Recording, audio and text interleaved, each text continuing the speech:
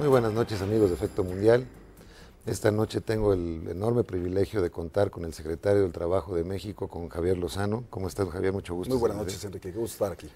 Y en realidad, pues es un programa sui generis dentro de lo que ha sido nuestra serie de programas, porque vamos a analizar desde el punto de vista global lo que son los retos a la cuestión del empleo, la cuestión de la previsión social, todo lo que involucra el mundo laboral, y que recientemente se dieron cita a los secretarios del trabajo de los países del G20 en París, precisamente para preparar la agenda de este fin de año en Cannes y ver también lo que será el año que viene la presidencia de México dentro del G20. Así es que nos espera un programa muy interesante esta noche y regresamos después del carrusel de noticias internacionales con el secretario del Trabajo. El G20 es un grupo de países formado en 1999. Opera como foro de cooperación y consulta en temas relacionados principalmente con el sistema financiero internacional, que incorpora a su agenda temas relevantes como es el empleo. Durante las sesiones llevadas a cabo en Francia, los ministros de trabajo del G20 tuvieron una discusión amplia sobre los temas que integraron la agenda y conformaron un documento de conclusiones que será entregado a los líderes en su próxima reunión en noviembre de 2011. El secretario Lozano Alarcón intervino durante las sesiones sobre empleo y protección social. En la primera de ellas expuso la urgente necesidad de avanzar en una reforma laboral para beneficio de todos los mexicanos, particularmente los jóvenes y las mujeres.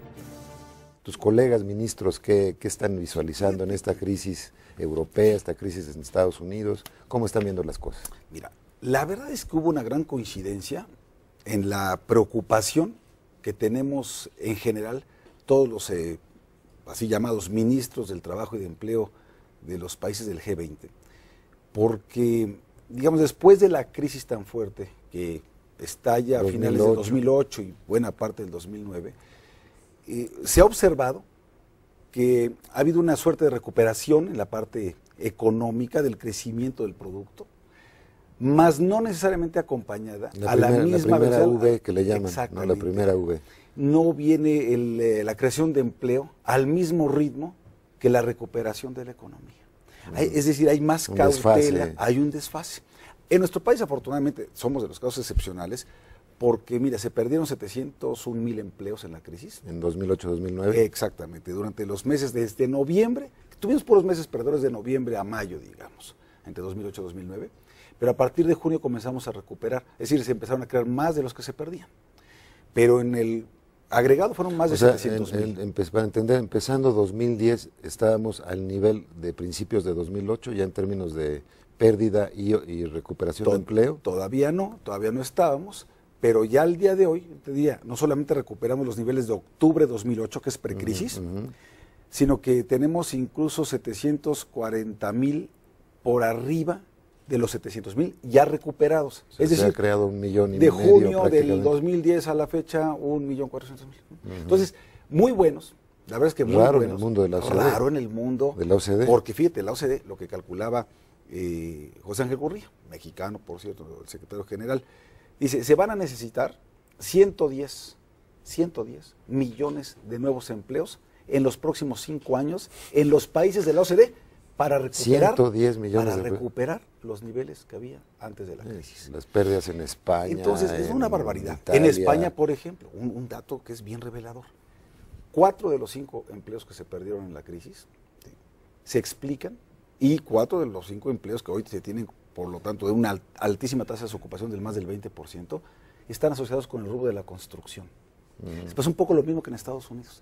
Sí. Sobrevaloraron un mercado. O en Japón en los 90. En Japón en los 90. Sobrevaloraron un mercado. Sí. Le metieron demasiado crédito, le metieron también pues una plusvalía que a la vista era inexistente. Apostaron todo por ese sector y de pronto se desplomó junto con el empleo. Y esos empleos, por obvias razones, ya no se vuelven a colocar en el mercado. Entonces, la primera conclusión es, realmente hay un problema global y muy marcado hacia 2 sectores. Los jóvenes, el desempleo juvenil y luego el desempleo de largo plazo. ¿Cuál es el desempleo de largo plazo? El que se refiere a alguien que está desocupado, buscando activamente un empleo, por lo menos 12 meses o 12 meses o más.